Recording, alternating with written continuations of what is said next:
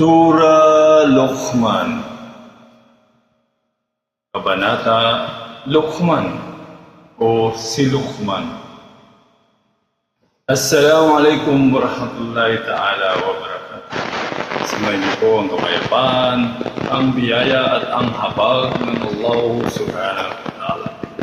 Ako po si Pulpili Ahmad Israfil, ang inyong tagapagbasa ng banal na Quran sa wikang Arabic, na isinalin naman po sa wikang Tagalog o Filipino ni Dr.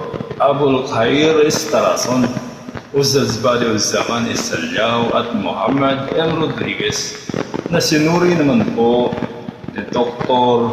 Muhammad Nadir Ibil mula sa ang aklat na ang mga kapaliwanagan ng Al-Quran Al-Karim sa madali nitong pagkaunawa. At dumako na po tayo sa Surah Luqman. A'udhu billahi minash shaitanir rajim. Ako'y nagpapakupok sa Allah subhanahu wa ta'ala laban sa Satanas na isinumpa. Ang banal na Quran po, ito po ang mga salita ng Allah subhanahu wa ta'ala, ang nag-iisa na tunay na Diyos na may likha sa lahat. At sinabi niya po sa Surah Luqman, Bismillahirrahmanirrahim. Sa ngalan ng Allah subhanahu wa ta'ala, ang pinakamahabagin, ang napakamawain at ganap na mapagmahal.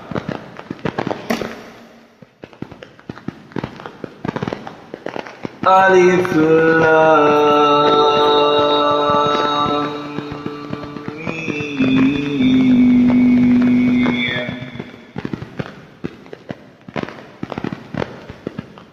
Alif Lam Mim. Ang mga titik na ito ng alpabetong Arabic at iba pang mga katulad nito ay kadalasang makikita bilang panimula sa ilang sura o kabanata ng dakilang Quran. Ang Allah subhanahu wa ta'ala lamang ang tangi na kaaalam ng mga katulad nito. Ito ay nagsasaad ng himala ng Quran. Tilka ayatul kitabil hakim. Ito ay mga talata ng kabanal-banalan na Quran na nagtatangan ng ganap na karunungan.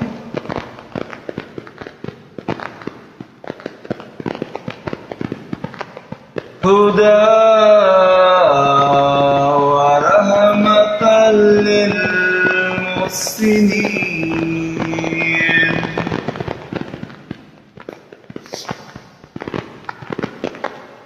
Huda wa rahmatan lil muhsinin. Ang mga talatang ito ay gabay habag sa mga yaong mabubuti sa kanilang gawain, na pagsunod sa ipinahayag ng Allah subhanahu wa ta'ala sa dakilang Quran at sa anumang ipinagbutos sa kanila ng kanyang sugo na si Muhammad sallallahu alaihi wasallam. الذين يقيمون الصلاة ويؤتون الزكاة وهم بالآخرة هم يوقنون. Ang mga yaong nagsasagawa ng sala sa kabuuan nito at isinasagawa ito sa tamang oras, nagbibigay ng zakah na obligadong ka ang gawa sa kanila, at sila ay may ganap na katiyakan sa kanilang paniniwala hinggil sa pagkabuhay na magulo at pagpapayad sa kabilang buhay. Ulaika ala hudan min rabbihim wa ulaika humul muflihun. Sila na mga yaong nagtatangan ng mga nabanggit na katangian ay nasa malinaw na patnubay at liwanag mula sa kanilang harap na tagapaglikha. At sila ang mga yaong magtatagumpay dito sa daigdig at sa kabilang buhay. وَمِنَ النَّاسِ مَن يَشْتَرِي لَهْوَ الْحَدِيثِ لِيُضِلَّ عَن سَبِيلِ اللَّهِ بِغَيْرِ عِلْمٍ وَيَتَّخِذَهَا هُزُوًا أُولَٰئِكَ لَهُمْ عَذَابٌ مُهِينٌ. At mayroon sa mga tao na bumibili ng walang kabuluhan na mga pananalita, na ito ay ang anumang naglilihis mula sa pagsunod sa Allah subhanahu wa ta'ala at humaharang sa kanyang pagmamahal, upang iligaw nila ang mga tao mula sa daan ng gabay patungo sa lihis na landas. At pinagtatawanan ng mga talata ng Allah subhanahu wa ta'ala, ang para sa kanila ay parusa na magpapababa at magpapahamak sa kanila.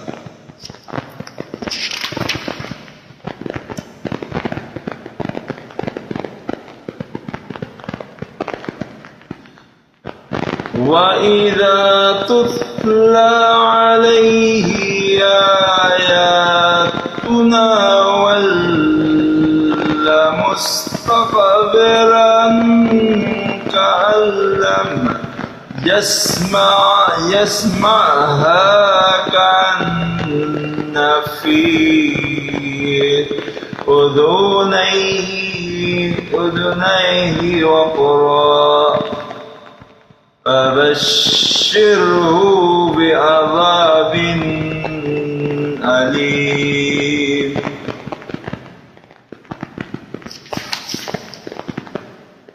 At kapag binigkas sa kanya ang mga talata ng dakilang Quran, ay tatalikod siya mula sa pagsunod sa Allah subhanahu wa ta'ala, magmamataas na hindi iintindihin ang aral, na tila wala siyang narinig na naman, na parang may kabingihan sa kanyang dalawang tainga, na kung kaya sino man na ganito ang kaugalian ay ipamalita mo sa kanya, o Muhammad sallallahu alaihi wasallam, ang masidhing kaparusahan sa impyerno sa araw ng muling pagkabuhay.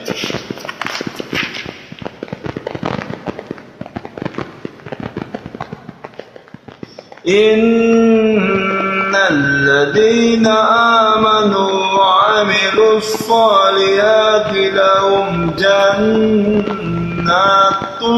na'im. Katiyakan yaong mga naniwala sa Allah subhanahu wa ta'ala at sa kanyang sugo at gumawa ng mga mabubuting gawa na ipinag-utos sa kanila, ay sila ang nasa patuloy na kasiyahan sa mga harudin ng kaluguran sa Al-Jannah.